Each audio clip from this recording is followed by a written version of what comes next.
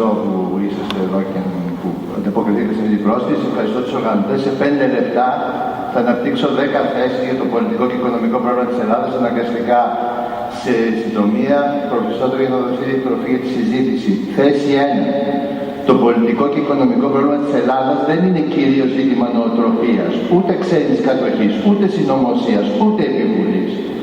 Δεν είναι ούτε ζήτημα ανεπάρκειας του πολιτικού συστήματος, ούτε οπισθοδρομικότητάς του, ούτε αχριότητάς του, ούτε οικογενειοκρατίας. Το πολιτικό και οικονομικό πρόβλημα της Ελλάδας προκύπτει από μια συγκεκριμένη πολιτική διάταξη που παράγει πλουτισμό για πολύ συγκεκριμένα στρώματα, εκτοχεύοντας παράλληλα την κοινωνία. Αν θέλετε να λύσετε το ελληνικό πρόβλημα, απλά ακολουθήστε τα λεφτά, όπως θα έλεγαν οι Αμερικάνοι. Θέση 2. Τα περιού ο λόγος λεφτά είναι η υπεραξία που παράγει η κρατική οργάνωση, διαφθορά, αργομιστία, η φοροκλοπή, η μαφιοκρατία, πορνεία, ναρκωτικά, λαθρεμπόριο.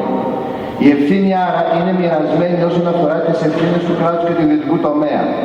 Αυτές οι δραστηριότητες που αναφέρθηκα οδηγούν κάθε χρόνο περί το 20% του ΑΕΠ σε λάθος τσέπες. Αυτά τα λεφτά είναι που χαράσουν διαχωριστική γραμμή στην ελληνική κοινωνία.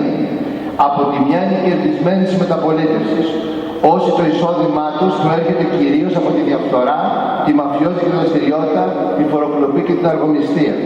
Από την άλλη είναι όσοι το εισόδημά τους προέρχεται κυρίως από το μισθό ή την επιχειρηματική τους δραστηριότητα. Θέση 4. Το κυρίαρχο μεταπολιτευτικό πολιτικό σύστημα εκφράζει και εγγυάται την ιδεολογική, οικονομική και πολιτική ηγεμονία των νικητών της μεταπολίτευσης. Η φοροκλοπή και η μαφιοκρατία του παρέχουν τα λεφτά του. Η αργομιστία και η διαφθορά τα στρατά του. Οι εκφράσεις του καθεστώτος πολιτικού συστήματος είναι τα κόμματα, τα μίντια και οι παράγοντες ψυχαγωγίας. Θέση 5.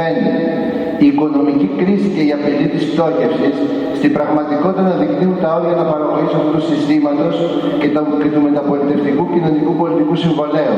Το δημόσιο χρέος, το έλλειμμα, η χαμηλή ανταγωνιστικότητα της ελληνικής οικονομίας αντανακλούν τους πολιτικούς και κοινωνικούς σχετισμούς δύναμης της μεταπολιτευτικής περίοδου. Θέση 6. Το μεταπολιτευτικό σύστημα κατόρθωσε μέσα σε μια γενιά να προκαλέσει μεγαλύτερη εθνική ζημιά από ότι όλοι οι δικτάτορες, όλοι οι εσθεμένοι, όλοι οι κατακτητές μαζί επί 1,5 αιώνα. Ιδίως διότι πυροδότησε 2 σκοτεινές τάσεις.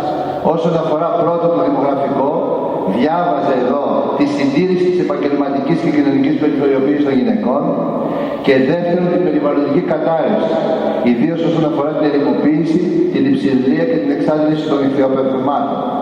Αυτές οι σκοτεινές τάσεις κινδυνεύουν να υπονομεύσουν επίστρεπτα τις φυσικές προϋποθέσεις συνέχισης ύπαρξης εθνικού και δημοκρατικού ελληνικού κράτους στον ελλαδικό χώρο πέραν του 21ου αιώνα. Θέση 7. Βασιλική οδός για την ανατροπή των συσχετισμών δύναμης της μεταπολίτευσης είναι η αντιμετώπιση της οικονομικής κρίσης εντός της Ευρωπαϊκής Ένωσης και εντός της Οικονομικής και Νομισματικής Ενότητας. Επόμενη θέση, στο ζήτημα της ανατροπής του καθεστώτος μεταπολιτευτικού συστήματος και στη νέα μεταπολίτευση συναντιούνται έτσι το δημοκρατικό καθήκον, η αποκατάσταση της δημοκρατίας στη χώρα, το κοινωνικό καθήκον, η κοινωνική αναβάθμιση των χαμένων της μεταπολίτευσης και το εθνικό καθήκον, η επικύρωση της επιλογής για ύπαρξη δημοκρατικού εθνικού κράτους στον ελλαδικό χώρο.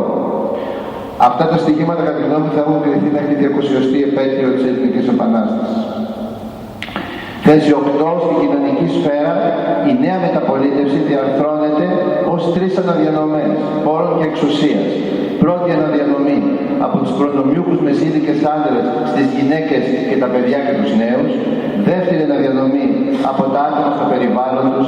Τρίτη αναδιανομή από τον ιδιωτικό στο δημόσιο χώρο. Ένατη θέση.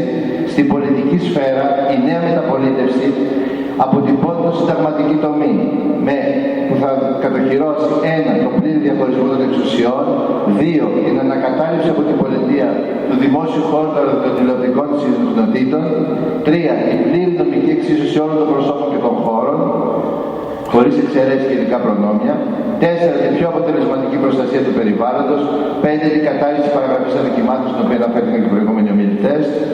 Και θέση 10 και πιο δύσκολη, η θεωρητική αποδοχή της παραπάνω διάρκειας κερδισμένη και χαμένη της μεταπολίτευσης, νέα μεταπολίτευση, στη συνδυασμό του κοινωνικού, του δημοκρατικού και του εθνικού καθήκοντος, βασιλική οδός για νέα μεταπολίτευση κτλ., δεν μπορεί παρά να σημάνει τη σχετικοποίηση όλων των παραδεδεγμένων κατηγοριών κτλ. Που έχουμε κληρονομήσει όλοι από την προηγούμενη περίοδο. Αποτελεί έτσι έργο έμπρακτης και όχι μόνο θεωρητικής, προσωπικής και όχι μόνο συλλογικής αναθεώρησης και αναπροσανατολισμού. Ευχαριστώ.